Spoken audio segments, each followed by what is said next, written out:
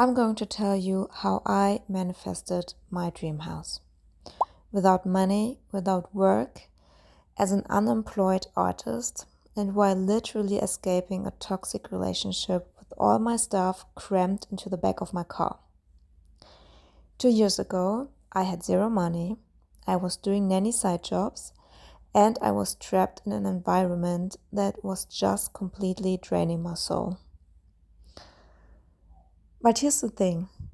I never, ever doubted my dream.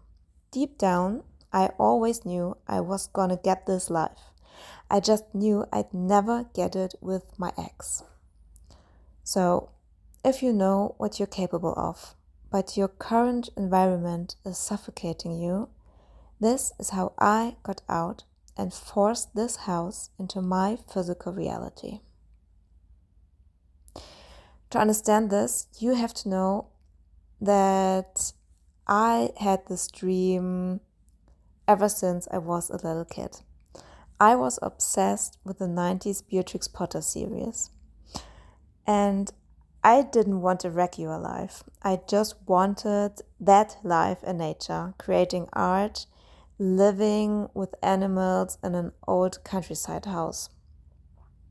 Now, 2 years ago, I was stuck in a small town. And the small town had the nature around that I really loved and I wanted to experience every day. So this was also part of the trap that I stayed in because I thought that I could create my life there. I was broke. I was dealing with constant money stress and anxiety. And because of my Christian background, I genuinely caught myself thinking it was my duty to just demurely endure the situation, stay humble, and suffer through it. Now, I would still consider myself a Christian, but my beliefs have changed. And at the lowest point in my life, I discovered Neville Goddard and the law of assumption. And I started using positive affirmations. And not even about a house yet, but about me. I shifted my whole focus back onto myself. I started repeating, I love myself. I am beautiful. I am happy. I deserve the absolute best. And by continuously affirming my self-worth, something inside me shifted completely. Until one morning, I looked at myself in the mirror and I just thought to myself, why on earth are you fighting so hard for a relationship where nothing is working, where you completely lost yourself, and where you constantly have to struggle just to make things okay? And right then, I knew I deserve the absolute best. And I'm standing up for myself now. I don't need him and I don't want to be scared. I'm leaving all of this behind. So I broke up with him and I packed up everything I could fit into my car and I literally left overnight. And I drove straight to my mom's place, back into a big city. And while I was carrying the very last box out of my car, I said to my mom, with these exact boxes, I am moving into my house next. And you have to know that I was an unemployed artist. I had no job, no money, no plan B, but in my head, the decision was done. And I knew that this would unfold now.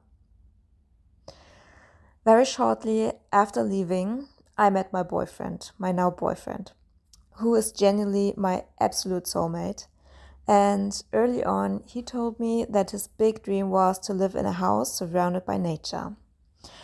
And since he was still a student when I met him, I somehow thought that he was broke like me, but I didn't care. Everything about him was everything that I wanted in my partner and in a relationship.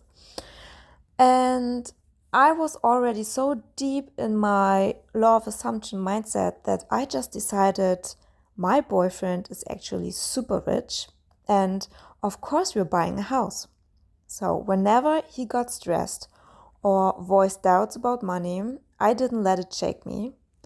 I looked at his fear as just like an old echo of my own past subconscious that I had already outgrown. And I stayed super stubborn about my assumption.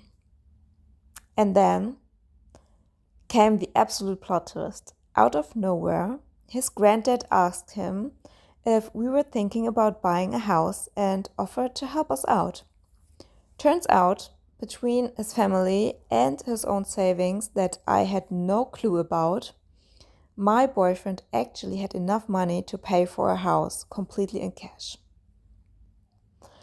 And so we started house hunting.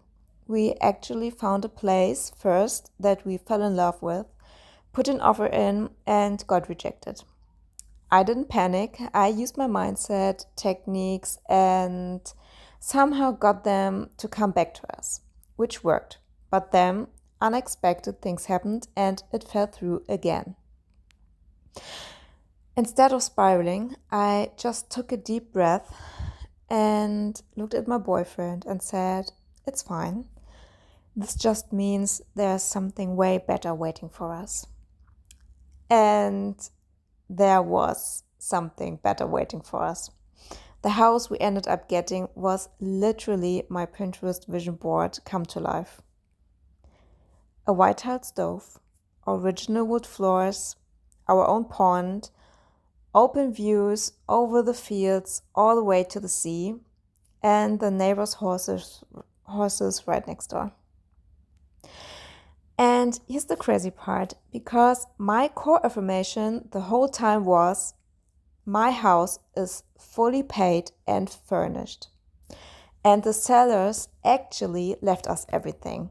All the furniture, the lawnmower, all the garden tools. And we literally just walked in with our bags and we didn't need to buy anything.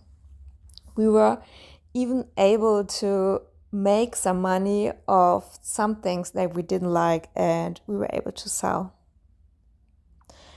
Now, I want to share the exact techniques now.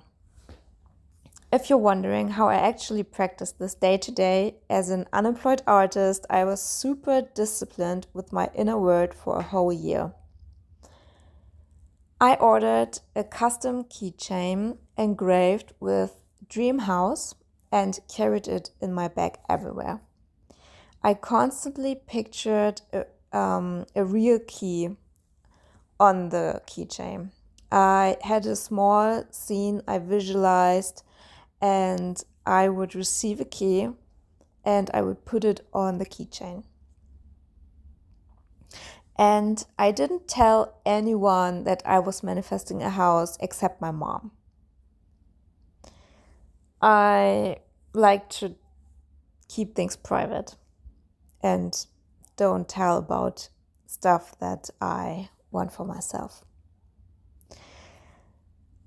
I spend time every day living in the end result, taking naps on the couch in my mind, working in the garden, laughing in the kitchen, and I use ChatGPT to write out a script of our perfect day in the house and describing the smells and sounds and the feelings, and I read it to sink into that reality. I even looked at huge mansions online and just told myself that I can totally afford this. I had some core affirmations. I repeated them constantly. My house is completely paid off and furnished.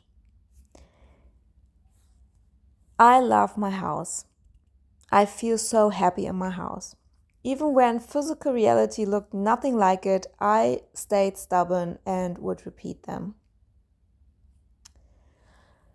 Whenever doubt crept in, I'd catch myself holding tension in my shoulder blades. And I would consciously drop my shoulders, breathe out, and let God handle the mechanics. I'm naturally pretty lazy, and I just accepted that about myself. I don't think that we need to hustle to get a beautiful life. I think you just have to accept that you, as you are right now, are a house owner. You don't have to become the version of someone who owns a house. You, just you, how you are now, you are a house owner. So, if you're trying to manifest something big right now and getting completely lost in the how, just drop your shoulders and allow yourself to believe it's already yours. I thank you so much for listening. And if this story resonated with you, give it a like, subscribe, and drop a comment letting me know what your next big goal is. And definitely let me know if you want a video on how I manifested my boyfriend too.